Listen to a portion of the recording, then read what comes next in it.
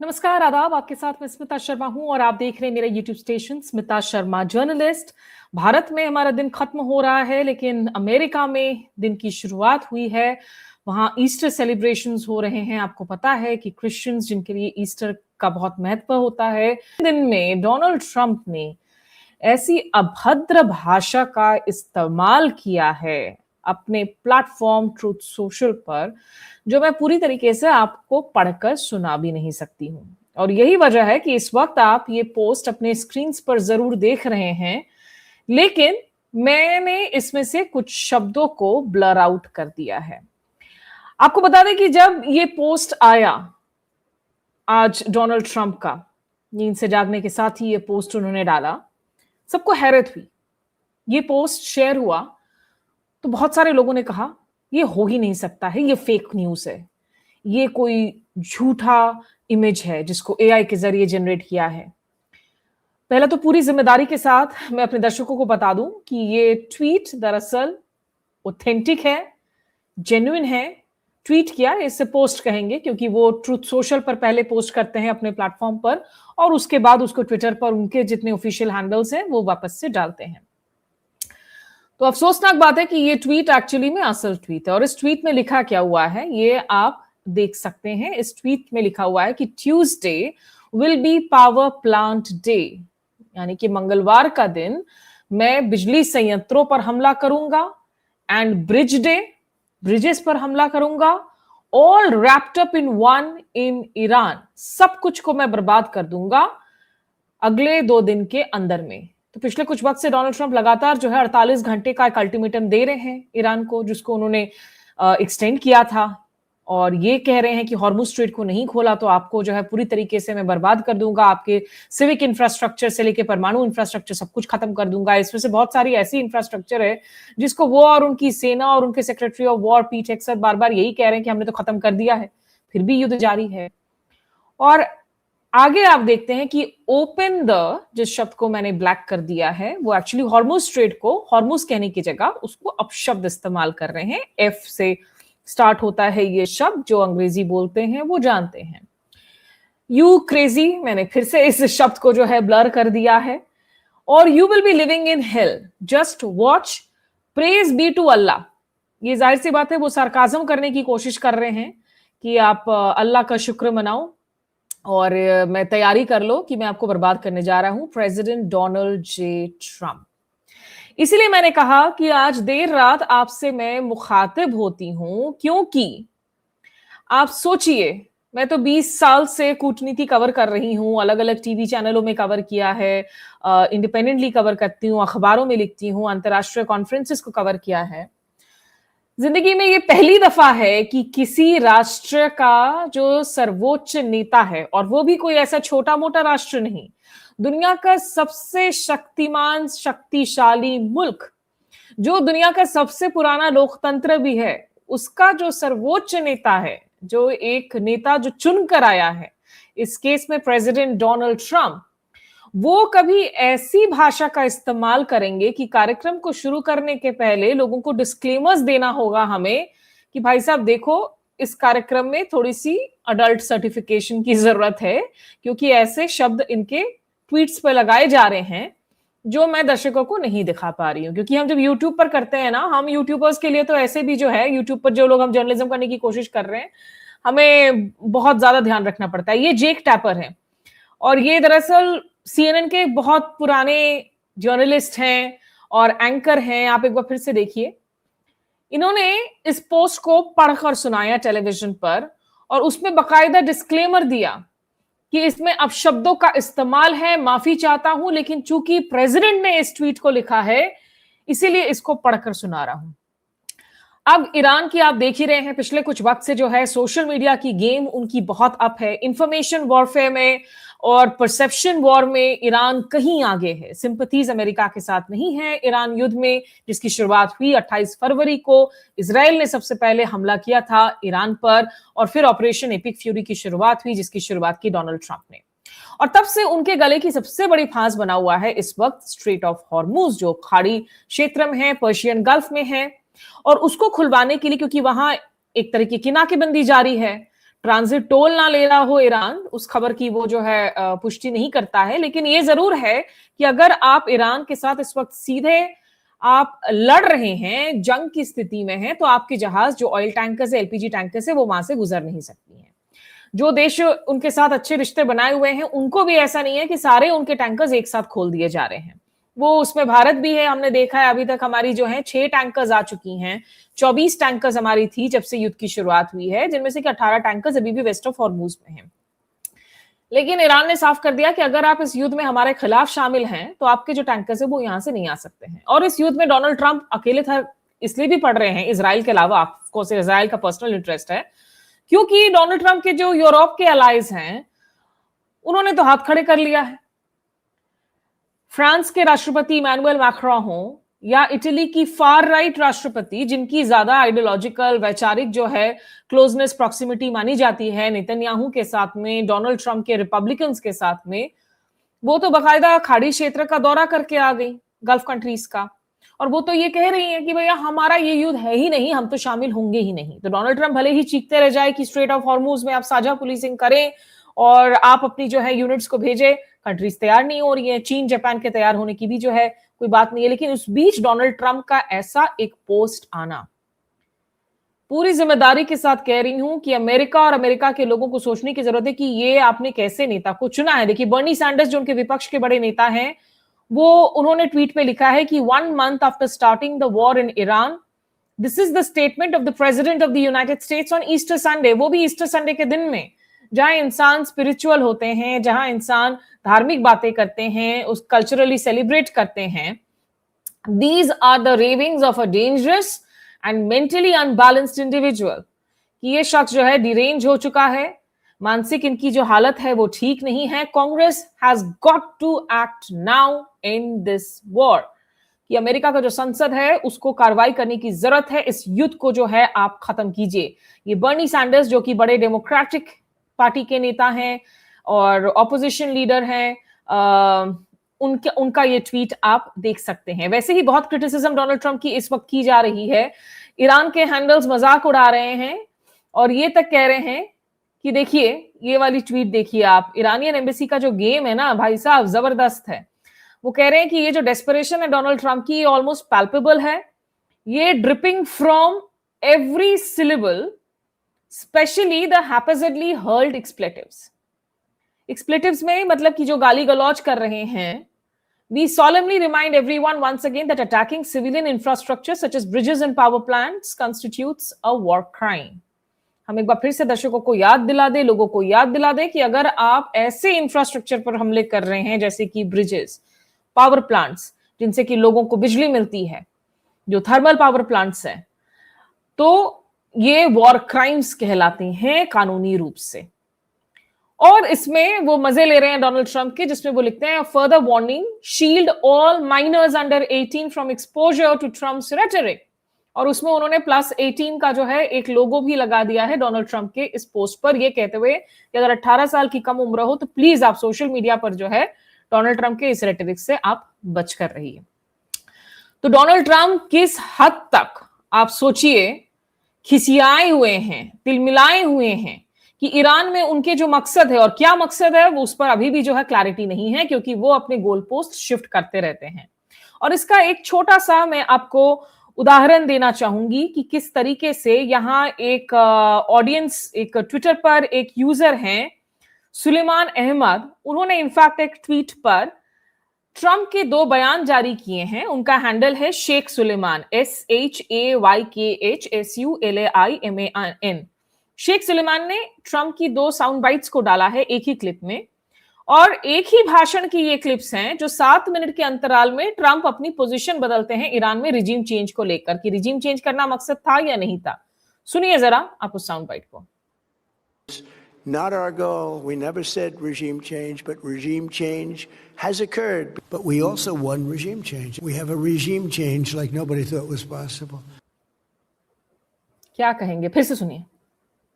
Regime change was not our goal. We never said regime change, but regime change has occurred. But we also won regime change. We have a regime change like nobody thought was possible.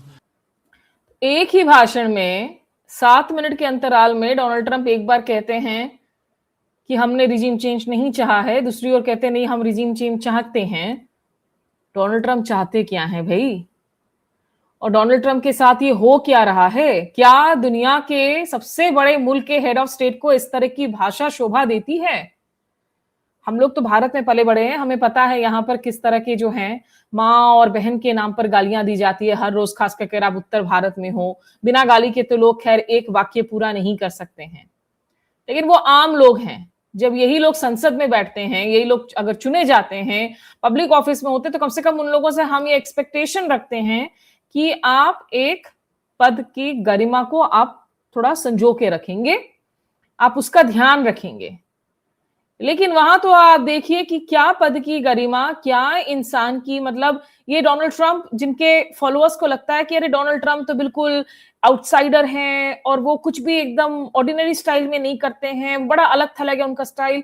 इसी style के लिए चुना है आप लोगों ने Donald Trump को, कि वो इस तरीके से पूरे लगातार जो है इस हमले के मोड में रहे, इस वार्निंग के मोड में रहे। और ईरान क्यों आए फिर बातचीत की टेबल पर, जब आप हर बार आप यही कहेंगे कि हम आपके बिजली पावर को हम उड़ा देंगे, हम आपके ब्रिज को उड़ा देंगे। आप तो लगातार ब्लैकमेल ही कर रहे हैं ना। ये देखिए, ये जावेद जरीफ हैं जो ईरान के पूर्व विदेश मंत्री थे। ईरानियन जो निगोशिएशंस हुई थी परमाणु डील को लेकर, जेसीपीओए बना था तब ये बड़ा नाम हुआ करते थे, इन्होंने भी ट्वीट किया है और कहा कि nothing screams winning quite like vulgarity, कि जब आप हार रहे होते हैं तो डेस्परेशन में आकर आप इस तरह से चीखना चिल्लाना शुरू करते हैं, गाली गलौज करते हैं। क्योंकि आमतौर पर इंसान अगर हार नहीं हो रहा होता है, उसके पास आर्ग्यूमेंट होता है, रैशनल होता है, लॉजिक होता है, तो वो संयम के साथ बातचीत करता है ना, अपने ओपोनेंट के साथ में, अपने एडवर्सरी के साथ में। यहां पर आप ऐसे चीख रहे हैं, आप अपशब्दों का इस्तेमाल कर रहे हैं, ऐसे अपशब्द इस्तेमाल कर रहे हैं जो हम लोग न्यूज में दिखा तक नहीं पा रहे हैं। मतलब मैं एक बार फिर से कह रही हूं, मैंने आज तक नहीं सोचा था कि अमेरिका जैसे मुल्क का एक राष्ट्रपति जो कुछ लिखेगा, क्योंकि जब वो कुछ लिखते हैं, भले ही वो उनका पर्सनल ट्विटर हैंडल हो, प्लेटफॉर्म हो, उसे ऑफिशियल माना जाता है। रिचर्ड हास देखिए, ये बहुत जाने माने स्ट्रेटेजिक थिंकर हैं अमेरिका के, और ये लिखते हैं कि attacking power plants won't lead to any sort of, in fact, regime change, लेकिन it will trigger further attacks against water and energy infrastructure in the region। कि इस युद्ध का हल तो नहीं होने वाला है कि अगर आप जाकर जो है सही में ये बमबारी शुरू कर दें। वैसे कल सोमवार का दिन है, अब कल देखना पड़ेगा कि मार्केट्स एक बार फिर से कैसे रिएक्ट करती हैं। डोनाल्ड ट्रंप आमतौर पर मार्केट्स को संभालने के लिए सोमवार को थोड़ा हल्का फुल्का बयान दिया करते हैं, थोड़ा मैच्योर बयान दिया करते हैं। इस दफा उन्होंने नहीं किया है, तो मार्केट्स के धड़ाम होने की जो है बहुत चांसेस हैं। और आप इस तरह की भाषा का लगातार इस्तेमाल कर रहे हैं, तो ईरान आखिर क्यों आएगा आपके साथ बैठकें करने के लिए? बहरहाल आपको एक और अपडेट दे दें, ये जो है सो तो है ही, और इसीलिए मैंने कहा कि इससे जुड़ी हुई जो है बातें कुछ आपके सामने रखूं कि बहुत ही अफसोसनाक बात है। लेकिन कुछ विजुअल आपको मैं दिखाना चाहती हूं, जो ताजा विजुअल्स भी आई हैं, आप देखिए।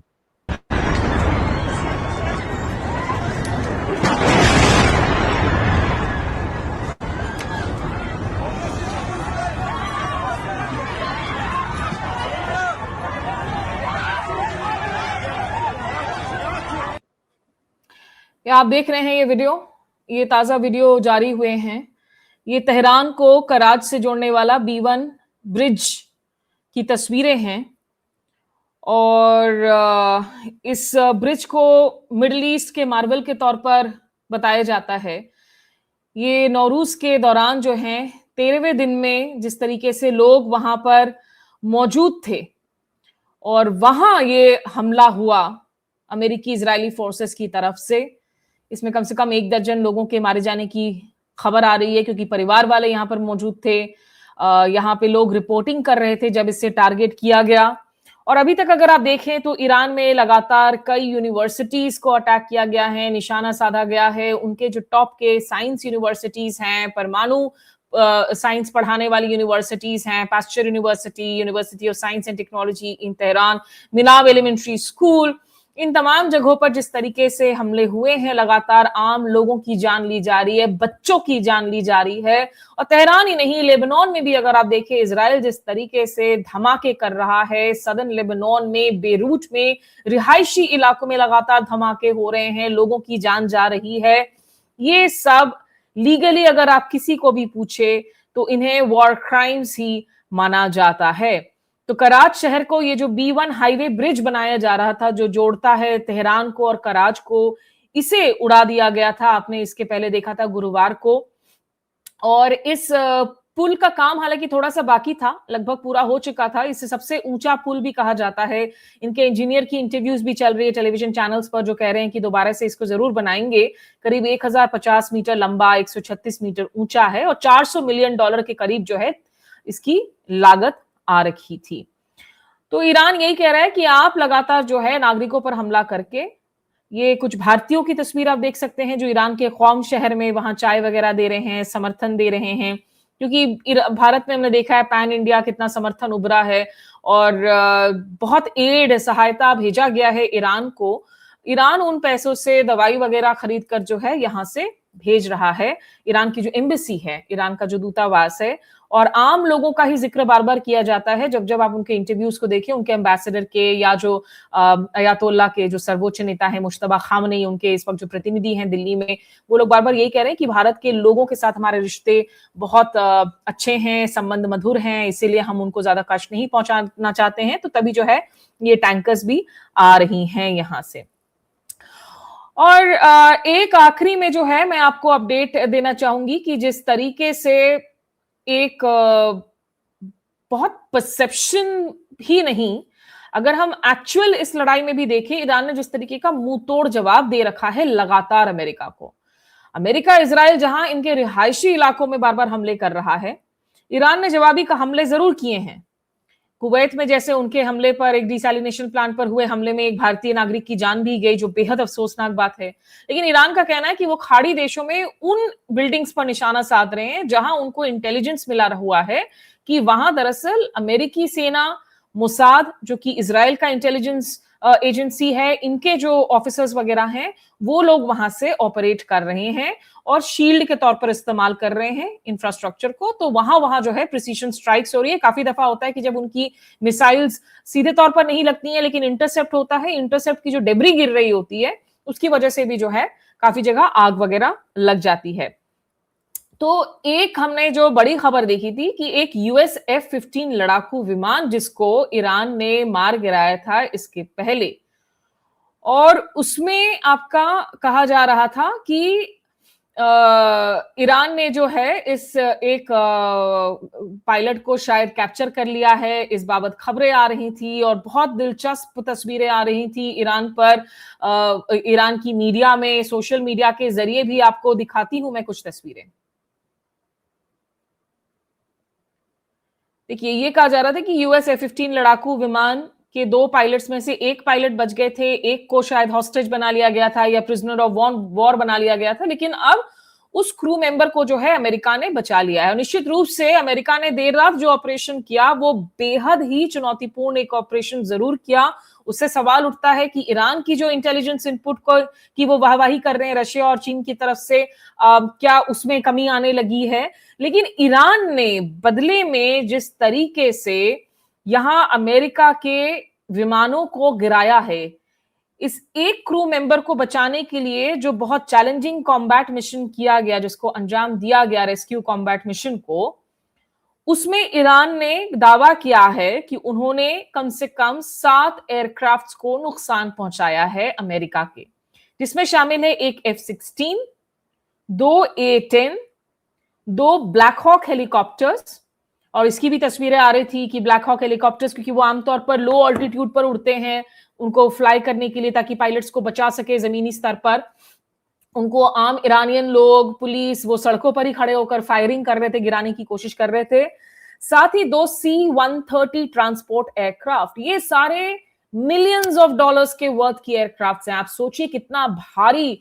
ये अच्छी बात है कि अमेरिकी पायलट बच गए, ये अच्छी बात है कि अमेरिका ने उनको रेस्क्यू कर लिया, जिस बात की पुष्टि डोनाल्ड ट्रंप ने रविवार सुबह ट्रुथ सोशल पर अपने एक पोस्ट में लिखी है। और ये कहा जा रहा है कि उनको चोटें आई हैं, चोटें लाई हैं, लेकिन वो सुरक्षित हैं। लेकिन एक F-16, 2 A-10, 2 black hawk helicopter, 2 C-130 transport aircraft, 2 Hermes drone, एक MQ-9 ड्रोन, ये दावा किया जा रहा है ईरान के जो ऑफिशियल हैंडल्स हैं एम्बेसीज वगैरह के दूसरे इलाकों में, दुनिया के दूसरे ग्लोबल कैपिटल्स में, वो कह रहे हैं कि इन तमाम हमने एयरक्राफ्ट्स को गिरा रखा है। तो ये बेस्ट ऑपरेशन है in American history to rescue the crew of the F-15 fighter jet, जो डोनाल्ड ट्रंप दावा कर रहे हैं। बेसिकली उसको पंक्चर कर रहे हैं ईरान के लोग और कह रहे हैं कि भैया इनको इतना नुकसान हुआ है। बहरहाल नेतन्याहू चूंकि उन्होंने युद्ध की शुरुआत की और इस आग के लपेट में जो है लपेटे हुए हैं वो डोनाल्ड ट्रंप एक चक्रव्यूह में फंस गए हैं जहां से वो अब निकल भी नहीं पा रहे हैं। तो नेतन्याहू ने इस ऑपरेशन की तारीफ की और अपनी खुशी और राहत जताई कि इस तरीके से जो है। तो आप देख सकते हैं ये डोनाल्ड ट्रंप का जो ट्वीट है अगेन ट्रुथ सोशल पर, जिसमें लिखा है कि we have rescued the seriously wounded and really brave F-15 crew member officer from deep inside the mountains of Iran. ये बहुत जो है पहाड़ी क्षेत्र है जहां पर ये कुछ हो रहा था। The Iranian military was looking hard in big numbers and getting close. He's a highly respected colonel. ये जो crew member है वो colonel है. This type of raid is seldom attempted because of the danger to man and equipment. It just doesn't happen. कि इस तरह के rescues तो होती ही नहीं है. The second raid came after the first one where we rescued the pilot in broad daylight. Also unusual, spending 7 hours over Iran, an amazing show of bravery and talent by all. तो ये Donald Trump ने दावा किया था। हालांकि Iran ने जो है कहा है कि ये थोड़ी इसकी हवा निकलनी चाहिए क्योंकि हमने इतने सारे इनके एयरक्राफ्ट्स जो 5th जनरेशन बड़े टेक्नोलॉजी वाले एयरक्राफ्ट्स हैं उनको हमने जो है मार गिराया है। तो नेतन्याहू ने क्या कहा है इस ऑपरेशन में, आइए आपको वो भी सुना देती हूँ। President Trump, all Israelis rejoice in the incredible rescue of a brave American pilot by America's dauntless warriors. This proves that when free societies muster their courage and their resolve, they can confront seemingly insurmountable odds and overcome the forces of darkness and terror.